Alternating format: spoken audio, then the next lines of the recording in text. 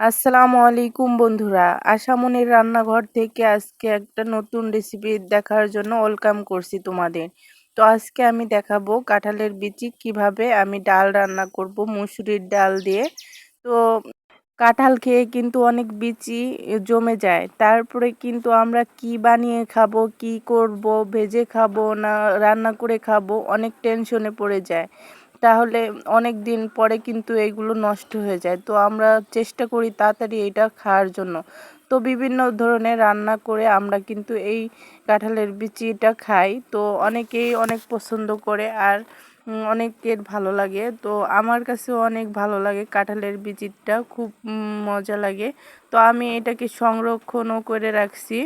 তো আর আজকে আমি আপনাদের সাথে শেয়ার করব কিভাবে আমি মুসুরির ডাল রান্না করি। তো দেখতেই পারছেন, প্রথমে আমি অনেকগুলো বিচি নিয়েছি কাঁঠালের বিচি। তো এগুলো কিন্তু পোক্ত কাঁঠালের বিচি। তো দেখতেই পারছেন, তো আমি কিন্তু এরকম করে বেছে নিতেছি। তো আমি বেছে সুন্দর করে কেটে ধুয়ে নিয়েছি, দেখতেই পারছেন। তো আমার কিন্তু অনেকগুলো বিচি হয়েছে, তো ওইগুলো কিন্তু আমি সবগুলো নিব। তো আমি একটু বেশি করে এই ডাল রান্না করব, কারণ আমার বাসার সবাই খাবে। তো এই পর্যায়ে দেখতেই পারছেন কতগুলো কাঁঠালের বিচি নিয়েছি, আর কাঁঠালের বিচিটা অনেক ভালো লাগে ডালের সাথে যদি খান, তাহলে আরও মজা লাগবে। তো আমি এখানে এক বাটি ডাল নিয়েছি, মুসুরের ডাল। তো আমি এখানে দেখতেই পারছেন এখনও ধুইনি, তো এগুলো ধুবো। তো এখানে নিয়েছি মরিচ। তো আমি কিন্তু এখানে আমি সিম্পলভাবে আজকে ডালটা রান্না করব। নিয়েছি রসুন আর নিয়েছি পেঁয়াজ। তো এইগুলো আমার কাটার বাকি, তো এগুলো ধুয়ে পরিষ্কার করে চলে আসবে এখন। তো এখানে ডালটা ধুয়ে ফ্রেশ করে ধুয়ে নিয়েছি, তো এটার উপর দিয়ে দিলাম, কাঁঠালের বিচির উপর দিয়ে দিয়েছি। এই পর্যায়ে কিন্তু আমি এখানে কাঁচামরিচটা অ্যাড করে দিব। তো অ্যাড করব পেঁয়াজ রসুন কুচি।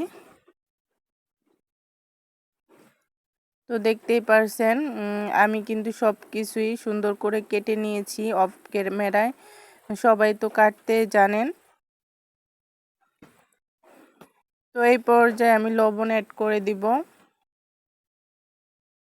স্বাদ মতো সবাই অ্যাড করবেন, না হলে বেশি বেশি দিবেন না, কমও দিবেন না। তো আমি হলুদের গুঁড়োটা অ্যাড করে দিচ্ছি, দিয়ে দিব ধনিয়ার গুঁড়োটা। তো এই পর্যায়ে দিব জিরার গুঁড়ো, তারপরে দিব লাল মরিচের গুঁড়ো,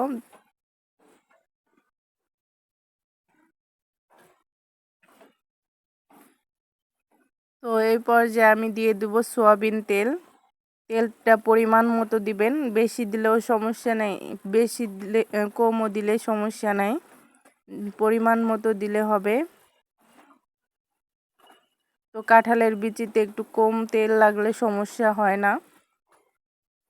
তো আমি পরিমাণ মতো তেল দিয়েছি এখানে।